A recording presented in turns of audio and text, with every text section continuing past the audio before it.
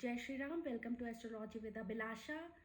Today we are picking up a topic of how to time the event of marriage in your life, or how to time the potential period in your life where you can fall in love, where you can get into a relationship, or where you can get engaged or might even get married during this time period.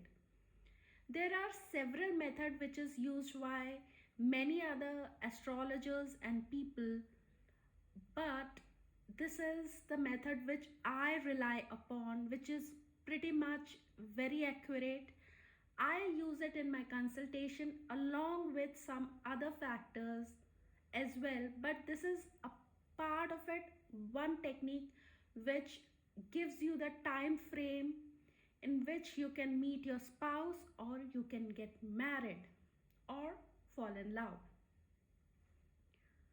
Many people use different dasha system, different other parameters. What I will be using in this video, in this technique particularly, is the Darakaraka and Chara method. Alright, I will be also presenting a slide in which I have written these dictums for your benefit. Okay, let's start. So the first point is the planet with the lowest degree of longitude, regardless of sign and excluding Rahu and Ketu, becomes the Darakarak or indicator of spouse. Now we all know how to take out the Darakarak in your chart. We should exclude Rahu and Ketu in this. That is the pattern which I use. So first of all, you have to take out the planet with the lowest degree. Now we can also take the planet with the lowest minute here. So whichever resonates with you more, you can take that. Okay, now the second point which we should understand is Darakaraka, when used with Gemini sign based dasha, which is Chara dasha, which I am using here, can be used to highlight significant period in which one might fall into a relationship, get married, or at least meet the potential spouse or your future husband or wife. So we have to see the Darakaraka point 1. Then we are using it in sync with the Chara dasha. Now the third point is mark the signs occupied by the Darakaraka in your D1 chart and as well in your D9 chart. That is the natal chart and Navamsha chart as well. Also mark opposite signs 7th from Darakaraka, both in D1 and D9. Now in the third point, we have to take up the sign in which Darakaraka is sitting and the sign which is 7th to 8th position. For example, if somebody's Darakaraka is sitting in Aries, we have to take the sign, note the sign of Aries, and the opposite sign of Aries is Libra. So Aries and Libra we have to note down. This is the third point. Now mark the sign of the house where the pada of 7th house is falling. So we all know there is this pada of each and every house in the Gemini method. So here we are taking, because we are talking about marriage, the pada of 7th house. This is the sign house, that is the same number of houses away from the 7th lord of the birth chart, that the 7th lord is from its own 7th house. That is the method how we calculate. But if you go to Jhora or any other software, you can easily get there calculated where the pada of 7th lord is falling. You should note that sign as well. Now also mark the sign ruled by Darakaraka. For example, if Venus becomes your Darakaraka, mark the sign of Taurus as well as Libra. Alright. If Saturn becomes your Darakaraka, mark the sign of Aquarius as well as Capricorn. Alright. That is the other parameter. Now, the period and sub-period of these signs can give relationships, marriage, or you can meet your life partner in these particular combinations.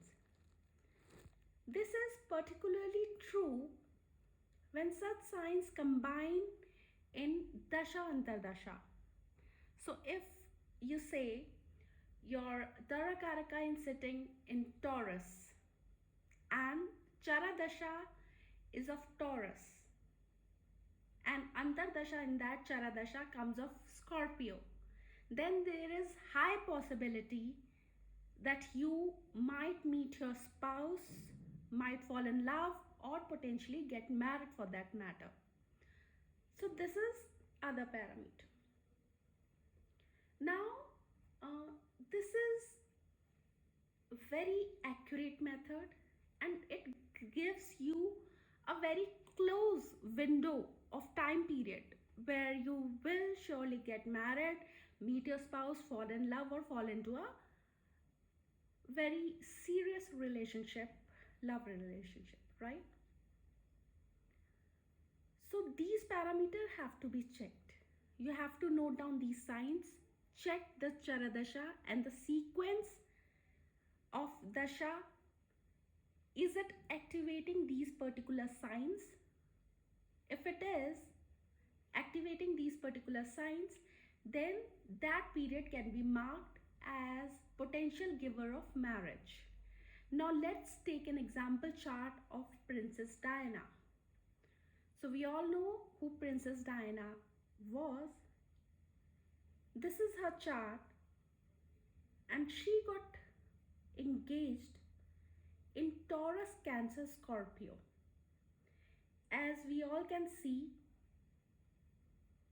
her Darakaraka becomes Venus, which is itself sitting in the 7th house Taurus sign. So Taurus was the Mahadasha and Cancer Antardasha. Now in D9, Venus being situated in Capricorn and the 7th sign from Capricorn falls as Cancer. So the Antardasha was Cancer.